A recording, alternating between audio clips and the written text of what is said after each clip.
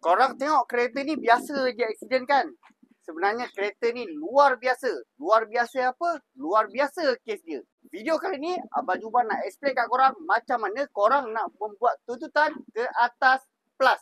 Sebenarnya Abang Juban dah lama nak study macam mana proses tuntutan ke atas plus. Bukan semua kemalangan korang boleh claim dengan plus. Korang kena dapatkan maklumat penuh sama ada tuntutan korang boleh claim dengan plus ataupun tidak. Macam kes Navara ni, dia berlanggar dengan lembu yang melintas di dalam lebuh raya plus. Proses tuntutan dia pula adalah pay and claim. Maksudnya, korang kena bayar dulu proses pembaikan ni, baru korang boleh claim dengan syarikat konsesi plus. Bila berlakunya kemalangan, benda pertama yang korang perlu buat adalah maklumkan dulu dengan unit peronda plus. Selepas tu, korang kena pergi ke balai polis untuk membuat laporan kemalangan. Sekiranya kereta korang tak boleh berjalan macam kes ni, korang boleh telefon syarikat insurans korang untuk tarik kereta ni, bawa ke balai dan seterusnya bawa pergi ke bengkel untuk proses pembaikan. Kalau video claim dengan plus ni dapat sambutan, Abang Jubah buat part 2 dia pula. Macam biasa, yang tak tahu dan tak ada workshop nak hantar kereta korang untuk buat claim insurans, boleh datang ke bengkel Abang Jubah, pakar tuntutan insurans kemalangan anda. Like, follow, komen, check. Kita jumpa ke next video. Assalamualaikum.